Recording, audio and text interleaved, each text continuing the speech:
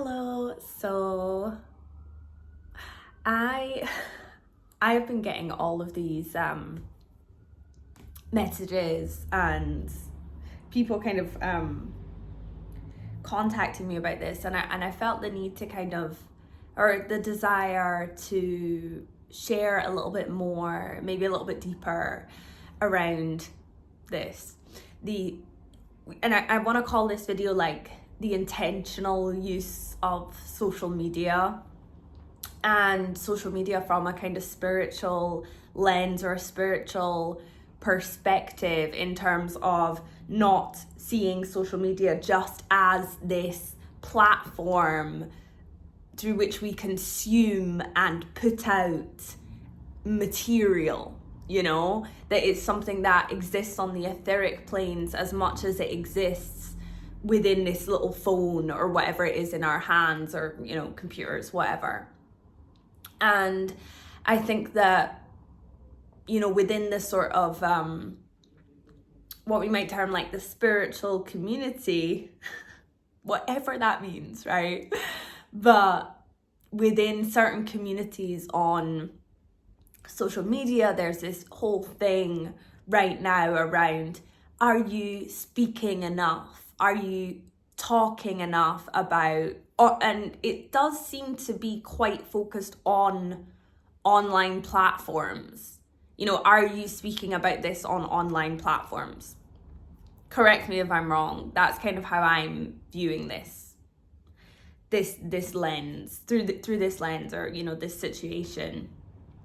And what I'm kind of hearing kind of behind the scenes as well is that people are feeling this sort of pressurization to speak. And I'm also seeing these sort of posts and things about people not speaking enough, and how that's detrimental, and how that's like could be seen as like a bad thing, that people aren't speaking enough about the genocide in Palestine. And I feel that, as I had mentioned in my last video, that this is like a reflection of a collective wound that's coming up. Like, no matter where you place yourself in your perspective on this situation, there's clearly a massive collective wound being triggered right now. And great tragedies tend to do that. They always reflect to us something back about ourselves, about our shadow, about the things that we don't want to look at. And so I can understand where people are coming from when they are in this place of wanting others to speak about something. But equally, when we do that, we disempower ourselves, because we're saying, if you did this thing that I want you to do, the world wouldn't be in this place right now. And that isn't beneficial for anyone, And equally, if you are in a place where you're going, well, I would share something, but I'm afraid of losing followers, I'm afraid of not getting likes, or this sort of social media currency, you're afraid of losing that, and that is your motivation for not speaking about something. Equally, that's also a reflection of the shadow, and it's coming from some place of unmet needs or unresolved trauma or insecurities, which are being held within your personal sphere, right? So there's so many different angles through which we are, attempting to understand this right now. And I think also something which kind of is kind of being reflected back to me anyway, there's a lot of stuff happening with AI at the moment, and I might do a whole video on this, but there's a lot of things shifting in the world of AI, and that is one of the biggest kind of threats, if you will, to our collective, is this sort of these shifts that are happening within that AI world. And it's interesting because so many things have happened while the eye is on the Israel-Palestine situation. Certain things with the jabs, information being released about, oh, they actually are really harmful. And, there's so many things that are happening alongside this. And this is what they often do. They take big, horrific events where people are dying and, so much of our attention is caught within that. And then they slip through all of these other things and we're like, oh, when did that happen? Because we miss it. And this is part of the occult nature of war and ritual, and the way that it is used purposefully in order to captivate and in order to bring witnesses to something and for people to then put their energy into it. And what I was feeling around this whole thing is that when we see someone sharing about something on social media, we often think that that's who they are. We often think that that's like the most pure expression of that person. And especially because we do spend so much time online, and not everything that happens in the world is reflected on social media.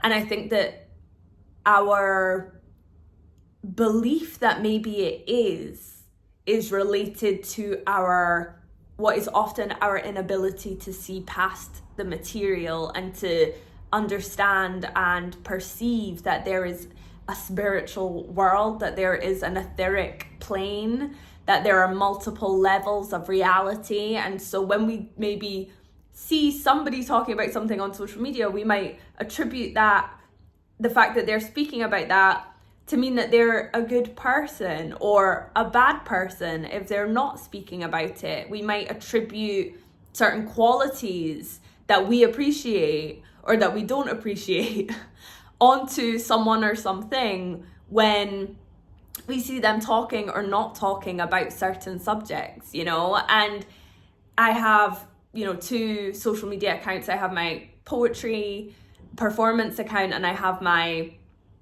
my Shakti page, and I lost a bunch of followers on my poetry page, and I could tell that it was because these people didn't think that I was sharing enough about Palestine, despite the fact I had been sharing about it on my other social media page and had written a 6,000 word newsletter about it. And it was interesting what it was reflecting back to me about this idea that we think we know what people are doing. We think that we know them perhaps more intimately than we do through the lens of social media. It creates these parasocial relationships which are not grounded in actuality, which are based upon illusions and projections and images rather than and I'm not saying that social media can't be used as a force for good. I'm not saying that, but I'm saying that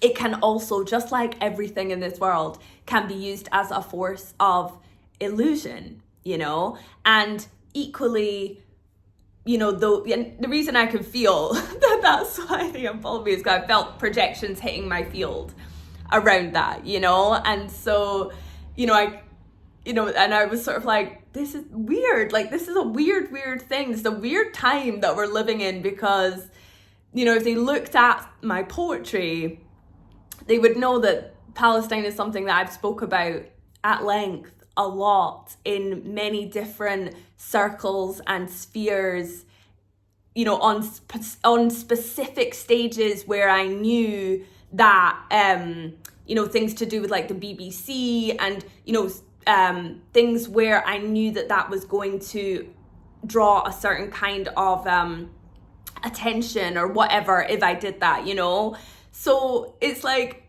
it was just so weird to me. It's like we are continually in this place of projecting our unresolved trauma, unless we are really, really committed to uncovering that and to finding ways to sit with ourselves, you know. And I also think that, you know, there's this thing about like whether you find yourself speaking or not speaking at the moment, question your motivations. If you find yourself just resharing everything that you're seeing, and you know, and this is not to say that this isn't in the highest expression for you. You will know if it is, you know. But if you are doing it from a place of powerlessness and from a place of, oh my God, this world is so terrible and I don't know what else to do, so I'm just going to reshare every little thing that I see, that's probably not supporting your situation, you know. And this is what I mean by this whole kind of virtue signaling thing as well. If you're sharing about this from a place of wanting to be seen to be sharing about it, that's also not beneficial, you know. That's still, you're still holding the darkness of that, the shadow of that, the trauma of that within you, you know. So it's like, it's almost like it doesn't actually matter what we are seen to be doing. What matters is what is happening inside of us, and that is the issues that we are contending with as humanity is our, trying not to use the word lack. These days I'm really, and that's been reflected back to me recently, I'm like, stop describing things as problems and stop describing things as lack, because it's not helpful. So I'm like trying to like formulate new language around that. But some things that we are challenging ourselves within right now, you know, is seeing, it's sort of like witnessing and recognizing our motivations and our intentions behind things, okay? And that is where humanity's perception, you know, our sort of, whether that's collective and or individual, is this thing where we don't look deeper, we don't understand our psychic perception and how to read multiple levels and layers of reality. And so we think that if we see someone doing or saying something, that's the ultimate truth of it, you know. And that's kind of how we've got to this position in the first place, of continually giving our power away to politicians, to people who have, and I'm not joking when I say this, hundreds and hundreds and hundreds of years of occult knowledge that the 99% of us do not possess and may never possess in this lifetime, genuinely, you know. So when we are trying to understand things, it is so crucial, it is so important that we view it from, we are questioning how we perceive it and going, okay, am I just viewing this from a one-dimensional lens here?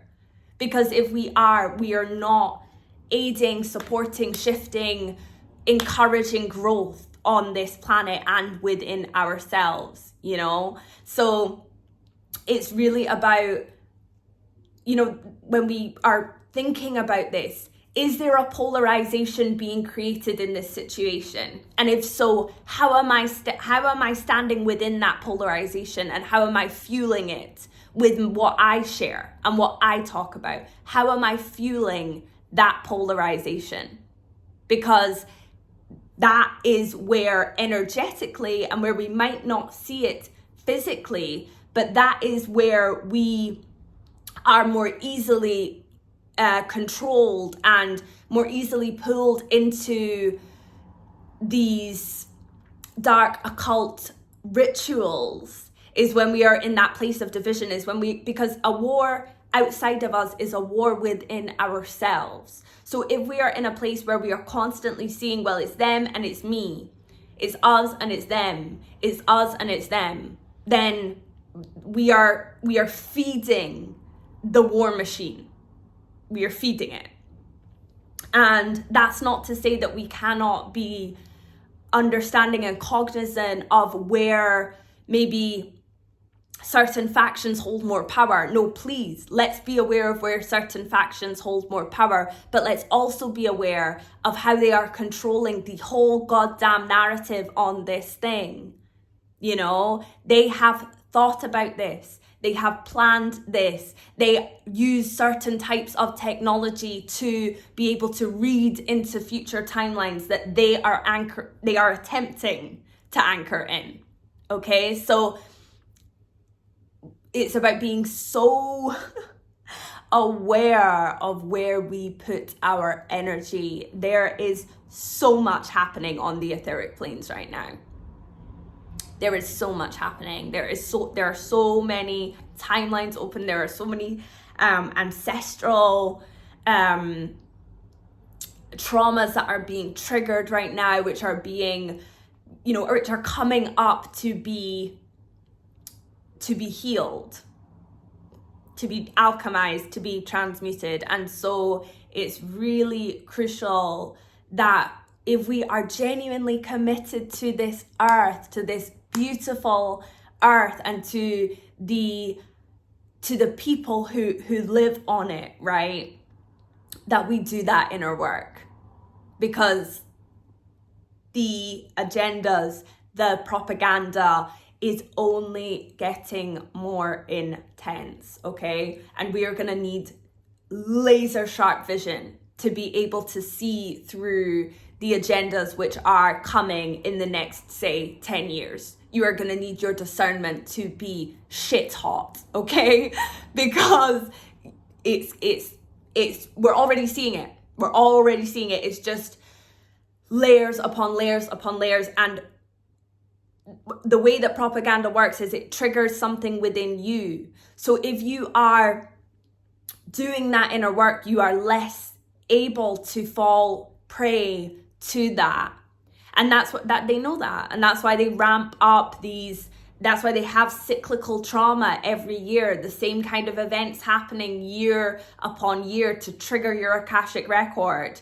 So that, that trauma that you had when you saw 9/11 on the television, however old you were, there's a trauma every time around that year. All they have to do is bring it up and it's like a switch. And you've not cleared out your Akash, so you're triggered by it every year. Outpouring of sadness, grief into the machine, And there is nothing wrong with sadness, with grief. I was crying last night, there's nothing wrong with it. There's nothing wrong with that. It's just recognizing, where are you sending that energy to? Are you being intentional about how you conduct your energy? We are conduits for such incredibly powerful energy. By God, if we knew how powerful we were. So just being aware of where we put that, where we choose to extend that, where we're fueling division, because where we see us and them is where we are divided within ourselves. And when we are divided within ourselves, on the what that looks like on the astral plane, what that looks like on the etheric plane is there's this version of you here, and there's all these little specks of light over there in the underworld down there. That's where all these different parts of you are. So you wonder why you feel scattered. You wonder why you can't focus. You wonder why you're so easily manipulated, because you're fragmented internally. And so when we call back, when we start to do our soul retrieval, when we start to clear out our Akash, when we start to see that actually the reason why we were so goddamn triggered about this particular thing is because we've got an Akashic record that's been playing for the last 500 years, okay? Or whatever it is, and that's why we have to get so serious about our healing. Because by doing that, we literally heal the world. That is how we change the world. But they want you to believe that it's about what you're sharing on social media. They want you to believe that it's about, it's about the external world. That it's not about what's going on in your heart, and that's really where we can see these divisions playing out. Is all around that, it's all about the external plane. And not about what is happening inside of us. We do not know what other people are dealing with. We do not know what they are doing in their internal world. And they want you to believe that the internal world is less important than what is going on outside of us. You know, they want you to negate that, to leave, to abandon yourself for the sake of the external. And that's not to say the external is not important, but the external only ever changes when we change inside, when we do the work internally. So, just checking my notes here. Yeah. I feel like I basically got the point across. What I have been feeling around this situation, what's been coming through me around this, you know, is like, there's just so many cracks that we can fall into. And the more whole we are within ourselves, the more we can see those cracks coming a mile off. So, wherever you are, whatever you're doing, I send you so much love. And, you know, I'm always here if people are feeling a little bit like, I don't know, I don't know what I'm doing right now. You know, you can leave me a comment, you can send me a message, and, you know, I always get back to people. So take care. Sending you so many infinite blessings and so much love and space holding for the work that you are doing internally right now.